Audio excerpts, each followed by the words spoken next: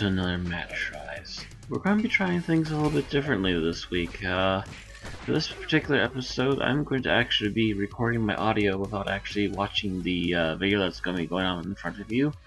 I will know that in advance that I am going to finally break my higher record on this video, and that since then I have yet to even hit this score. Usually I get only about 3,000 score, but anyway, this game is called Kung Fury. It's based after the 30-minute long 80s induced movie that came out this last week, and the game came out I believe the same day if not the day after. It is only $2 on Steam, which is a fair price for a relatively small game. I don't think there's any additional levels that I'm aware of. There's only a few more different character types that I can tell from the opening sequences, and the gameplay is very limited. Not to say that this is a bad thing, but well, let's start with the art style. The art style is nice and sort of retro-esque. It seems like it's possibly hand-drawn to some degree, but then they put a filter over it to make it look more like an arcade game. They used some sprites that are obviously inspired by the characters that they made inside of the movie. We got the basic minions, we got the Nazis without the masks on, which are supposed to be some sort of semi-leader. We got the Kung Fu experiments, which are the women in white. They actually get to fight you this one. They also have the robotic leg thing. There's a red ninja, which was a sort of bad guy that appeared towards the beginning of the movie. And they have a few other different types. That being said, a lot of these characters don't actually fight Kung Fury, at least not in the actual movie proper. But at least they actually took things from the movie to actually fill the game with. It would have been more interesting also to have been able to play other characters other than just Kung Fury, because that would have helped change up the gameplay, I think. But this being what it is, this is essentially, as you can tell probably by now, is more or less like to be a lot like One Finger Death Punch. And it does borrow some elements from that. However, Death Finger Punch, One Finger Death Punch. God, I can't even get the name of it right.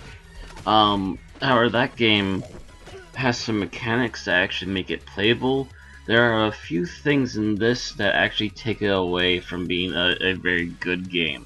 The game has a problem of constantly mashing things in your face so hard and so fast that you can't even tell what you're hitting, much less what you should be hitting first. The game also has this unique annoyance where things that in One Finger that you would have been able to just fight on your own, like a small mini boss, from what I've seen of footage, you don't get that luxury in this.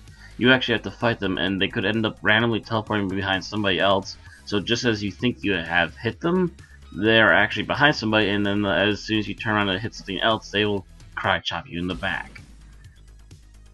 So there are a lot of little elements that make this game really annoying to try and play, and will kind of mess with you. So that be warned, prepare for some raging, because again, the mechanics of this game seem a little bit flawed, and there's no warning system or anything of the like. So if you fuck up in the split seconds that this combat happens in, you are screwed for pretty much the rest of the game and will probably die very quickly.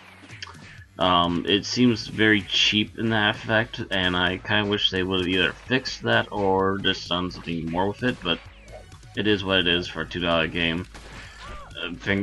One Finger Death Punch is probably still a better game than this, and I would like to give it a try sometime, because now that I've tried a $2 version, I would like to try what is probably a far more superior version.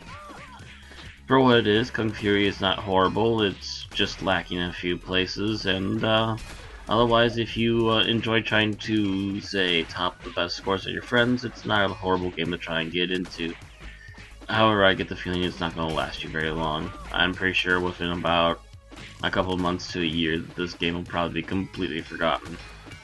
Mostly due to the fact that nobody can keep going as high as they would like to in this game, because it's so frustratingly hard, and the mechanics are so frustratingly god awful when it comes to figuring out what you're supposed to be attacking and when. But that's about it for this one. Relatively short. Just wanted to get this one out there since I would think that might be a popular one to cover really quick, and I did just get it recently. So that's it for now, and I will see you all next time. Good night. Kung Fury.